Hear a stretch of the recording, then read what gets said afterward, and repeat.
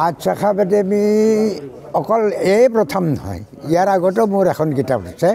বাদশাহ একাডেমিৰ এই প্ৰকাশন বিভাগৰ সেইটো এটা ডাঙৰ এটা উদ্দেশ্য এটা, যেনেধৰণে তেওঁলোকে কিতাপ গ্ৰন্থ আদি প্ৰকাশ কৰি ৰাইজৰ মাজত সজাগতা এটা সৃষ্টি কৰাটো তেওঁলোকৰ উদ্দেশ্য।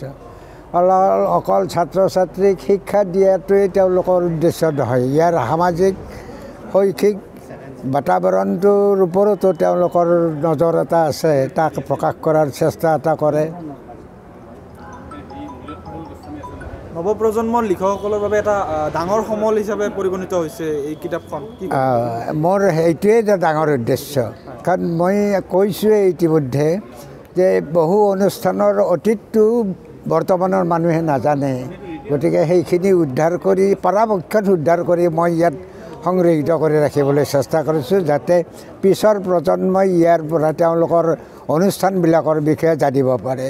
আৰু কি পৰিকল্পনা আছে আপোনাৰ ভৱিষ্যতে? মোৰ আৰু এটা পৰিকল্পনা মানে মোৰ ভট্টদেৱৰ কথাকেইটাৰ ওপৰত গ্ৰন্থ এখন প্ৰায় হৈছে, কিন্তু ভট্টদেৱ সংক্ৰান্তীয় কথা অলপমান লিখাৰ কাৰণে তথ্য সংগ্ৰহ কৰি আছোঁ, কাৰণ ভট্টদেৱক লৈ বজালী আৰু বৰনগৰৰ মাজত টনা আজৰা চলি আছে। গতিকে এইটোৰ এটা সঠিক নিৰ্ণয় কৰাৰ কাৰণে তথ্য সংগ্ৰহত ব্যস্ত হৈ আছোঁ। সেইখিনি হ'লে সেইখন কিতাপো ওলাই যাব। আজি বাদশাহ একাডেমিৰ উদ্যোগত এখন বৰ মূল্যৱান গ্ৰন্থ উন্মোচন কৰিবৰ বাবে এটা অনুষ্ঠানৰ আয়োজন কৰিছিল। বৰনগৰ মহাবিদ্যালয়ৰ অৱসৰপ্ৰাপ্ত অধ্যাপক ৰমেশ চন্দ্ৰ ভট্টাচাৰ্য ছাৰে অতি কষ্ট কৰি বৰনগৰৰ ধৰ্মীয় অনুষ্ঠানসমূহৰ সম্পৰ্কত এখন গ্ৰন্থ, অমূল্য গ্ৰন্থ প্ৰকাশ কৰি উলিয়াইছে।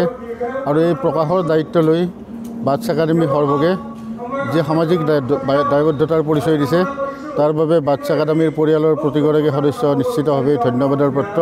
তেওঁলোকক মই কৃতজ্ঞতা জনাইছোঁ।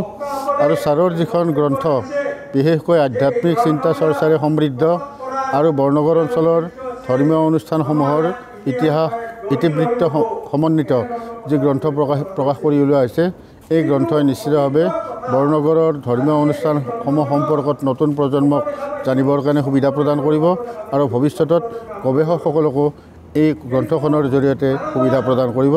সকলোকে লিখক আৰু প্ৰকাশক সকলোকে ধন্যবাদ জ্ঞাপন কৰিম।